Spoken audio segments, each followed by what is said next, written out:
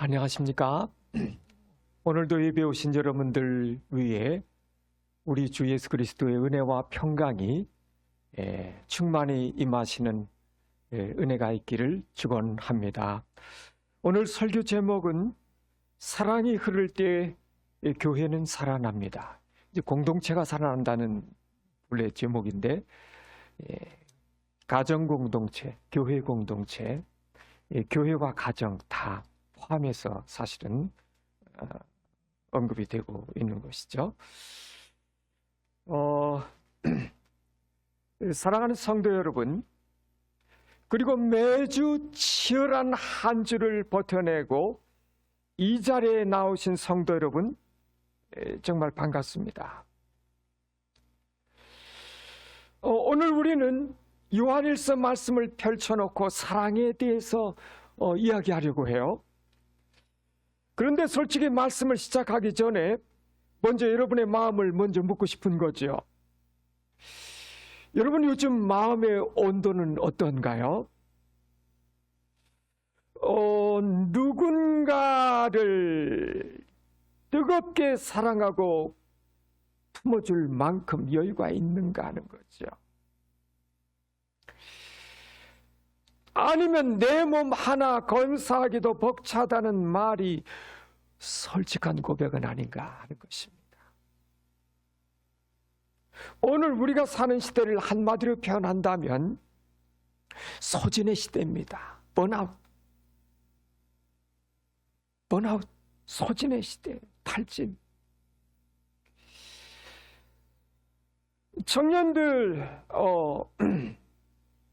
청년들은 이렇게 고백합니다.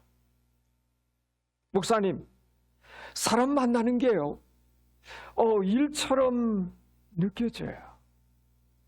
감정 소모가 너무너무 심해서 그냥 혼자 있는 게 편해요. 또 직장과 가정에서 책임을 짊어진 장년들도 비슷하죠. 사랑해야 하는 건 아는데요. 그런데 집에 들어가면 손가락 하나 까딱할 힘이 없어요. 그냥 마음이 텅 비어버린 것 같아요. 현대사회는 스마트폰으로 24시간 다 연결되어 있어요. 그렇죠?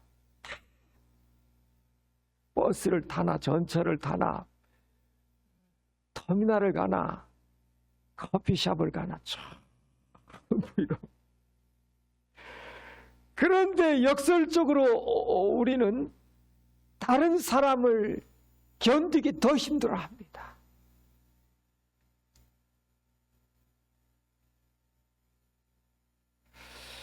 관계는 더 얇아져 갑니다.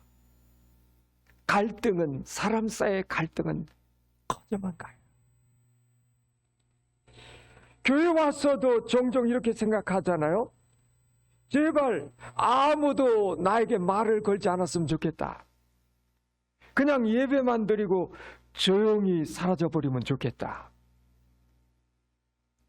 사랑하는 여러분, 이처럼 지치고 삭막한 현실 속에서 사도 요한은 오늘 우리에게 다소 충격적인 도전을 던지고 있어요.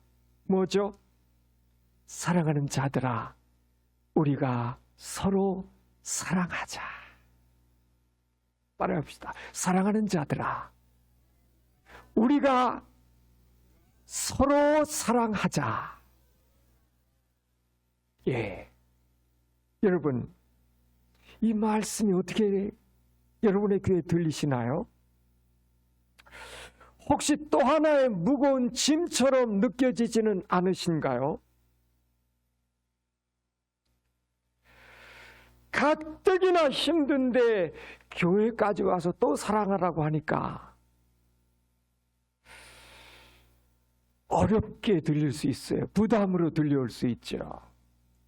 그런데 오늘 본문을 자세히 들여다보면 요한이 말하는 사랑은 사랑을 쥐어 짜내라 이런 의미는 아닌 것입니다.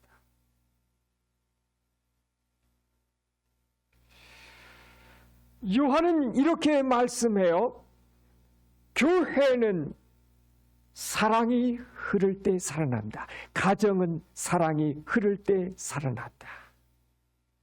그런데 그 사랑은요, 우리가 억지로 만들어내는 감정이 아니더라 하는 것입니다.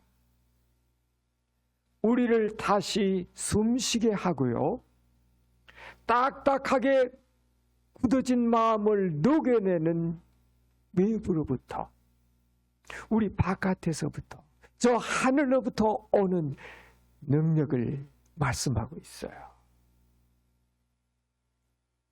오늘 말씀을 통해서 사랑하려고 애쓰다가 지쳐버린 분들, 그런 분들이 있다면 참된 위로를 얻게 되시기를 바랍니다. 또 관계 때문에 상처를 입은 분들이 있다고 한다면 회복의 실마리를 찾게 되시기를 바랍니다. 도대체 무엇이 우리 교회를, 우리의 가정을 다시 살아나게 하는지 세 가지로 나누어서 살펴보고자 하는 것입니다. 첫 번째 질문입니다. 왜 내 사랑은, 우리의 사랑은 자꾸 바닥이 나느냐 하는 거죠. 7절과 8절을 한번 보실까요? 사도 요한은 사랑의 출처에 대해서 어떻게 말씀하고 있나요? 사랑은 누구에게 속한 것이다? 하나님께 속한 것이다 하는 것입니다. 하나님께 속한 것이다.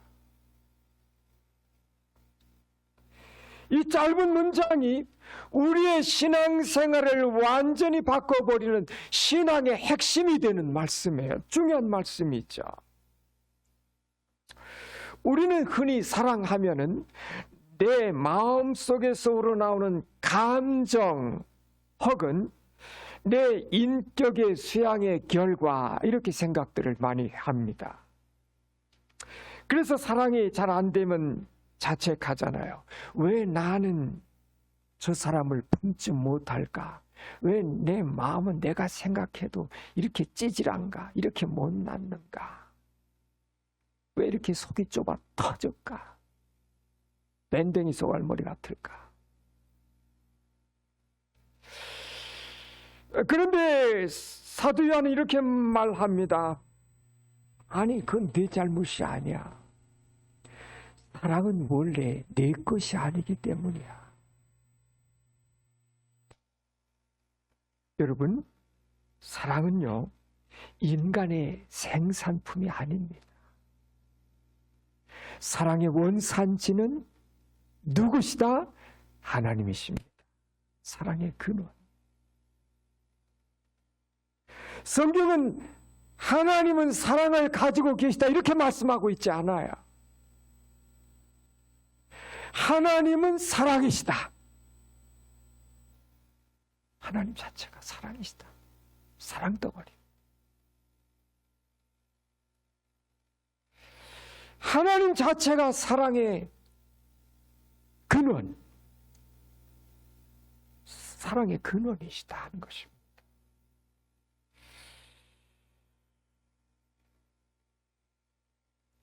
사랑하는 여러분, 현대적인 비유를 한번 들어볼까요? 스마트폰.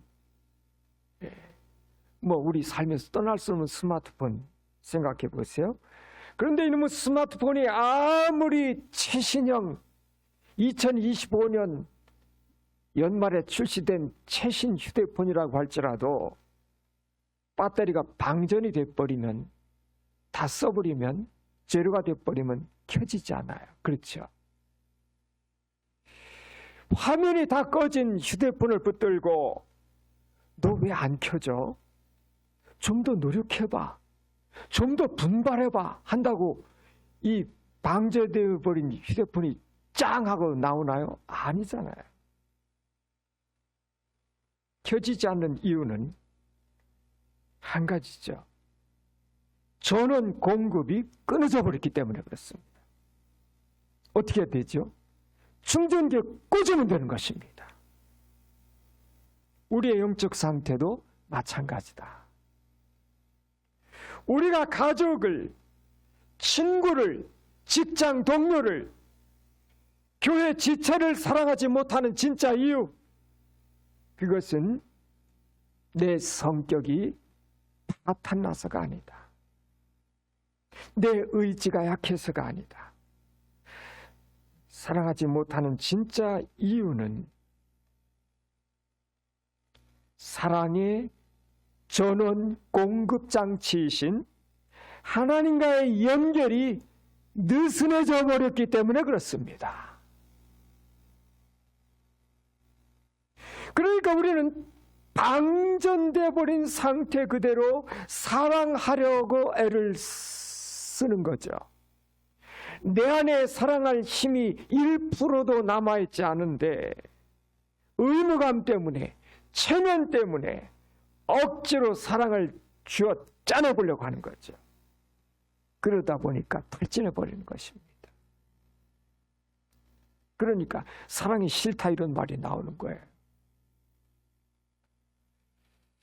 사랑하는 여러분, 사랑은 결심의 문제가 아니라 공급의 문제입니다. 공급의 문제. 사랑은 노력하는 것이 아니라 흘려보내는 것이다 하는 것이죠. 수도물 틀려면 어떻게 되죠? 수도관이 수원지와 연결이 되어 있어야 돼요. 내 삶의 사랑이 흐르려면 내가 하나님께 깊이 깊이 연결되어 있어야 합니다, 여러분. 연결되어 있어야 돼요. 사랑은 공급의 문제인데 결국 보니까 뭐예요? 관계의 문제잖아요. 관계의 문제예요.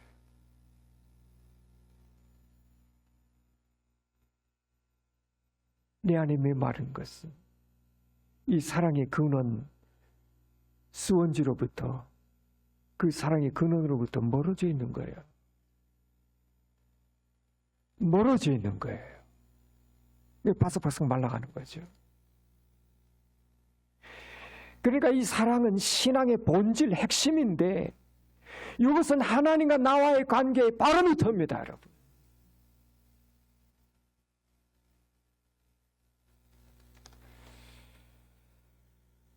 그래서 8절은 아주 무섭고도 정확한 말씀을 하시거든요. 사랑하지 아니하는 자는 하나님을 알지 못하나니, 이렇게 말씀하고 있어요. 이 말은 사랑을 못하면 구원받지 못했다 이 말은 아니에요. 하나님을 깊이 아는 사람, 하나님과 깊이 연결된 사람만이 그분으로부터 흘러나오는 사랑을 받아서 세상에 흘려보낼 수 있다고 하는 영적인 원리를 설명하고 있는 거예요.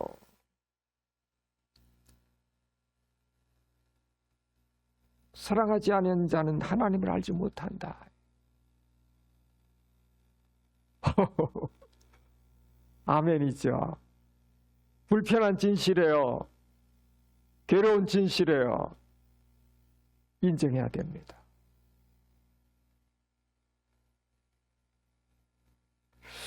여러분, 지금 누군가를 사랑하기가 힘드십니까? 관계가 꽉 막혀 있습니까? 그럴수록 우리는 그 사람을 묵상을 많이 하잖아요. 근데 그 사람 묵상하지 마세요. 그 사람을 분석하려고 하지 마세요. 대신에 하나님께로 우리의 시선을, 여러분의 시선을 돌리세요. 하나님, 제 배터리가 다 돼버렸습니다. 제 힘으로는 저 사람을 사랑할 수 없습니다. 사랑할 힘이 제 안에 없습니다. 주님의 사랑을 제 안에 먼저 부어 주시옵소서. 이 기도가 우리의 사랑의 시작이 되는 겁니다. 두 번째 질문이에요. 도대체 나를 그러면 주님은 어떻게 사랑하셨는가? 하나님은 우리에게 어떤 사랑을 공급해 주셨는가 하는 것입니다. 9절 10절에서 그 사랑의 실체를 이렇게 말씀하고 있어요. 그냥 하나님께서 우리를 향해 사랑한다 이렇게 말만 하신 게 아니었어요. 아주 구체적인 팩트, 사실, 역사적 사건을 제시하고 있거든요. 하나님의 사랑이 우리에게 이렇게 나타난 바 되었으니 하나님이 자기의 독생자를 세상에 보내심은 그로 말미암아 우리를 살리려 하심이라. 따라해 볼까요? 하나님이 자기의 독생자를 세상에 보내심은 그로 말미암아 우리를 살리려 하심이라. 아멘. 우리가 이 사랑을 알기까지, 이 사랑을 깨닫기까지, 이 사랑 안에 거하기까지는 뭐죠? 죽은 자입니다. 영적으로는 죽은 자예요. 사망 아래 있는 사람들이에요. 사망 가운데 있는 사람들이에요.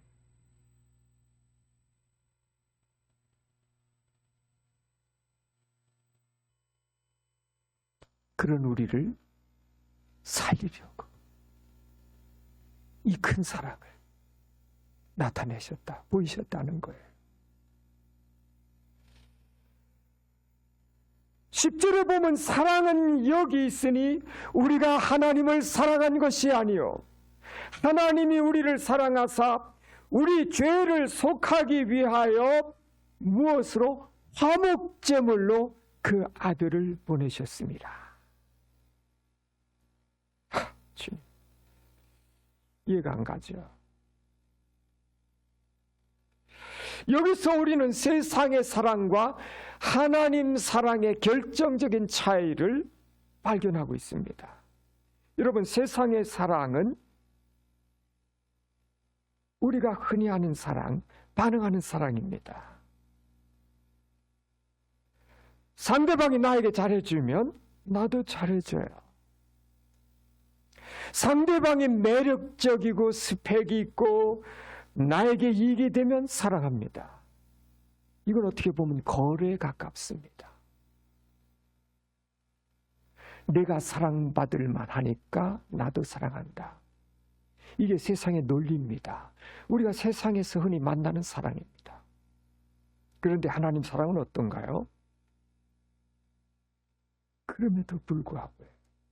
그럼에도 불구하고의 사랑입니다.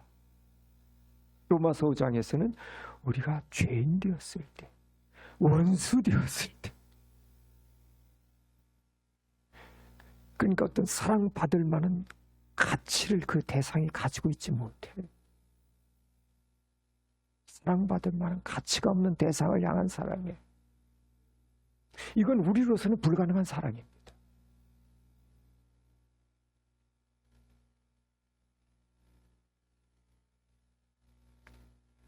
그럼에도 불구하고의 사랑에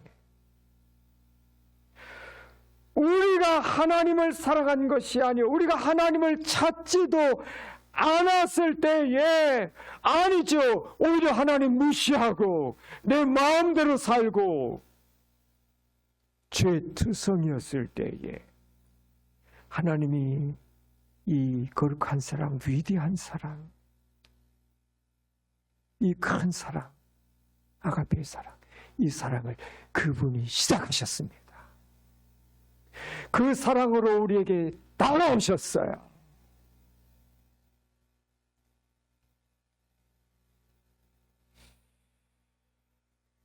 여러분, 하나님은 우리의 가능성을 보시고 투자한 것이 아니었습니다.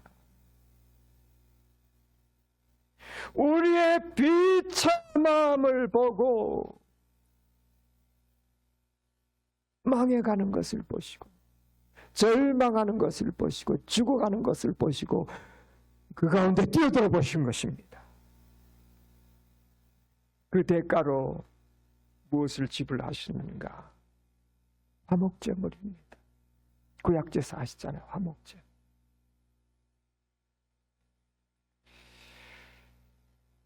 여러분, 이 화목제물이라는 이 단어는 원어로 보면 아주 처절한 단어예요.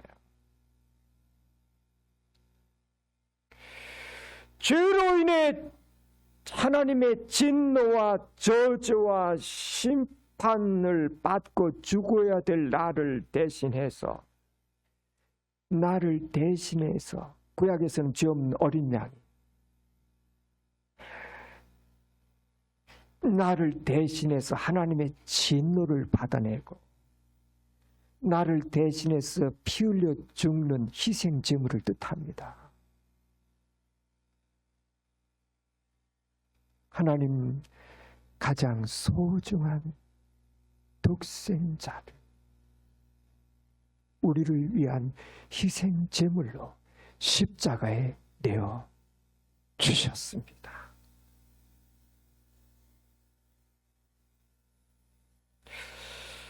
여러분, 여기서 저는 여러분과 나누고 싶은 유명한 이야기가 하나 있습니다. 나치 수용소에서 2차 대전 때 얼마나 많은 유대인들이 죽어갔죠. 나치 수용소에서 가족을 잃고 기적적으로 살아나온 코리텐붐 여사 이야기입니다. 전쟁이 끝난 후에 그녀는 독일 민헨의 한 교회에서 복음의 메시지를 전합니다. 하나님은 우리의 모든 죄를 용서하십니다. 그런데 예배가 끝난 뒤 한 남자가 그녀에게 다가옵니다.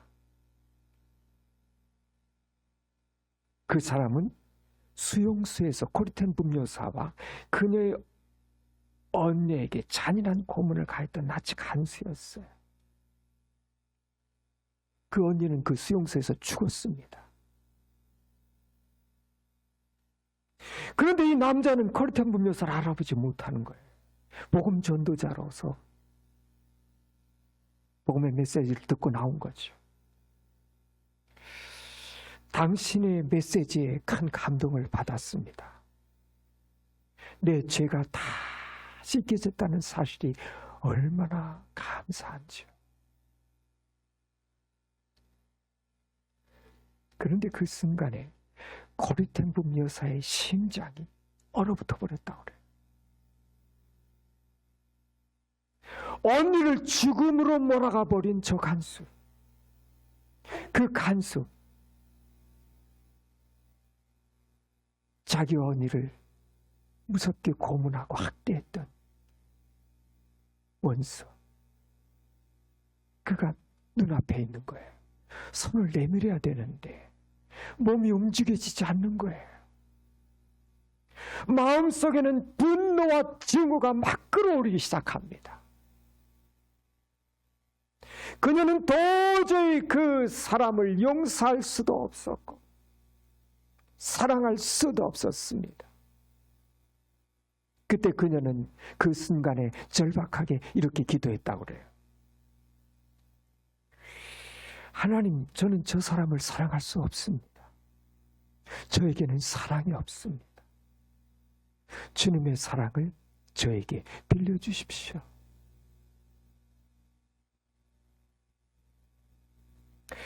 그녀가 의지적으로 손을 내밀었을 때 주님이 네 원수 사랑하라고 하셨잖아요.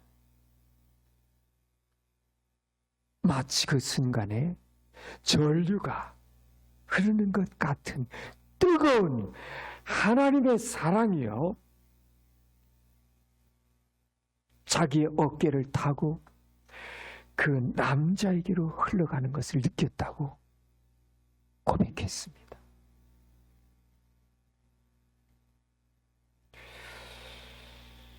여러분, 이것이 십자가 사랑의 신비입니다. 내 감정으로는 안 돼요. 내 상식으로 불가능해요. 그러나 십자가를 바라볼 때 깨닫게 되는 거죠.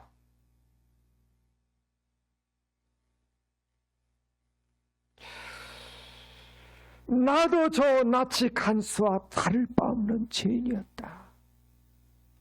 나도 하나님께 원수된 자였다. 그런데 주님이 나를 위해 죽으셨다. 내가 받은 용서가 1만 달란트인데 내가 어찌 100데나리온 빚진 자를 용서하지 못하겠는가? 이것이죠. 내가 받은 용서는 1만 달란트.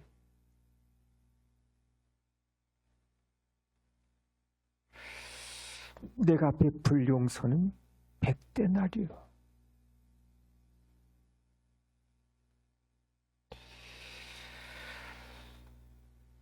여러분, 사랑은 감정의 파도가 아닙니다. 십자가라고 하는 팩트, 사실, 역사적 사건을 기억하는 것입니다. 내가 얼마나 값비싼 대가를 치르고 구원받은 존재인지를 깊이 깨닫게 될 때에, 그때 비로소 나는 나에게 상처 준 사람을 향해서 마음의 빗장을 조금씩 열어갈 수 있게 되는 것입니다.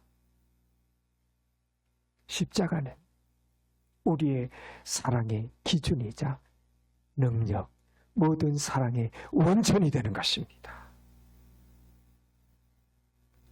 세 번째 질문이에요. 그러면 그 사랑이 흐를 때 어떤 일이 일어날까 하는 거죠. 이 사랑을 받아 서로 사랑할 때에 어떤 일이 일어나느냐 하는 거예요. 12절은 놀라운 비밀을 말씀하고 있어요. 어느 때나 하나님을 본 사람이 없으되 만일 우리가 서로 사랑하면 하나님이 우리 안에 거하시고 그의 사랑이 우리 안에 온전히 이루어지느니라. 하나님은 영이십니다. 눈에 보이지 않아요. 세상 사람들이 물어요. 네가 믿는, 당신이 믿는 하나님이 어디 있나요? 보여주시면 믿겠어요. 요한은 그 대답을 우리 믿는 자들에게 맡기고 있습니다. 우리가 서로 사랑할 때에 보이지 않는 하나님이 보이게 된다. 우리가 서로 사랑할 때 그곳에 하나님의 임재가 있다. 그곳에서 하나님을 보게 된다. 이 말씀이잖아요.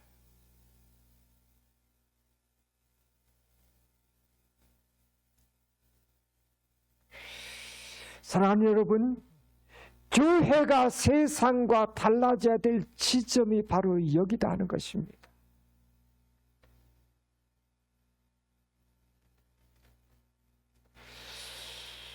세상은요, 코드가 맞는 사람끼리 만나고 모입니다.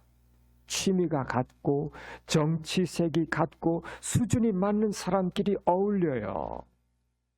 동호회예요, 이건. 동호회거든요, 이것은. 그러나 교회는 달라야 한다. 다르다는 거예요. 나이도 다르고요. 고향도 다르고요. 성격도 다르고요. MBTI도 다르고요. 정치적 견해도 달라요. 도저히 섞일 수 없는 사람들이 모여 있어요. 그런데 그들이 서로의 허물을 덮어줘요.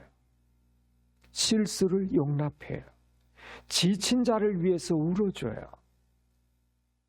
자기 밥그릇 챙기기보다 남을 위해 베풀고 희생해요.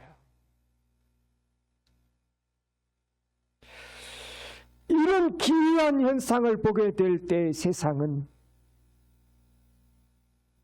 충격을 받게 된다는 거죠. 질문하게 되는 거예요.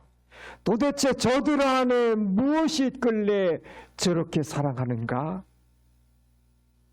그때 그들은 믿는 성도들을 통해 하나님을 보게 된다.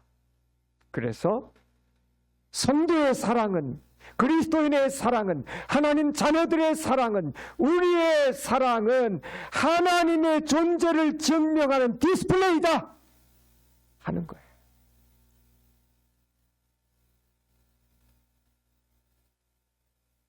우리가 김 집사님 힘드시죠? 하며 따뜻한 밥 한 끼를 살 때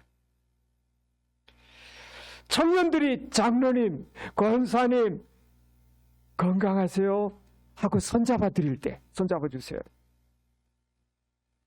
서로의 의견이 달라도 뭐 그럴 수 있겠지, 내가 너를 좀 이해해 볼게 하고 한 걸음 물러설 때에 그 작은 틈새로 하나님의 영광이, 하나님의 은혜가 강력히 비춰오는 것입니다.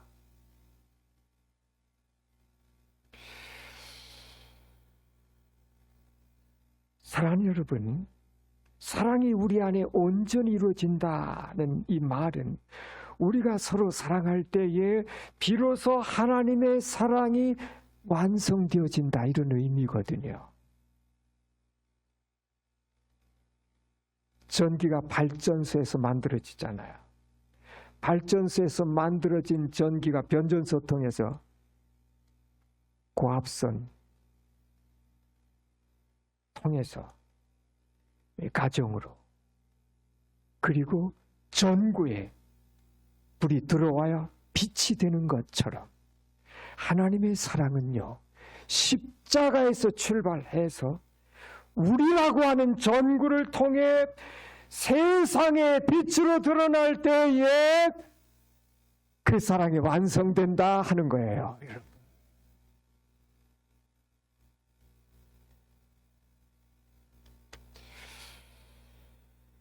말씀을 맺습니다.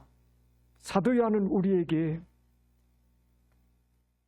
사랑이 흐를 때에 교회는 살아난다, 사랑이 흐를 때에 가정은 살아난다, 사랑이 흐를 때에 목장은 살아난다, 사랑이 흐를 때에 교회 학교 살아난다, 사랑이 흐를 때 우리의 직장도 살아난다 외치고 있어요. 사랑하는 여러분, 혹시 지금 마음이 굳어져 있나요? 사람에게 실망하고 관계에 지치고 마음의 문을 굳게 걸어가고 계시지는 않나요? 오늘 이 시간 우리가 이 하나님 앞에 솔직하게 나갔으면 좋겠어요. 억지로 사랑하려고 하지 마시고 하나님의 사랑을 먼저 구했으면 좋겠습니다. 하나님, 제 마음이 메말랐습니다. 제 안에는 사랑이 없어요. 그러나 주님이 저를 사랑하셨습니다. 먼저 사랑하셨어요. 가장 귀한 것을 내어주시며 그 놀라운 사랑하시면서 고통하셨습니다. 십자가에서 보여주신 그 뜨거운 사랑을 다시 제 마음에 부어 주시옵소서.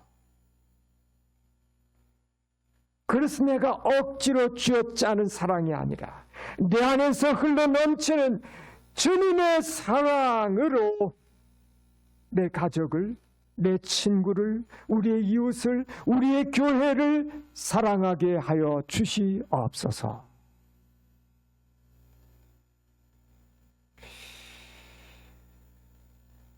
사랑하는 여러분, 우리가 이처럼 서로 사랑하게 될 때에 우리 교회는 단순한 종교단체가 아니라 치유가 일어나는 병원이 될 줄로 믿습니다.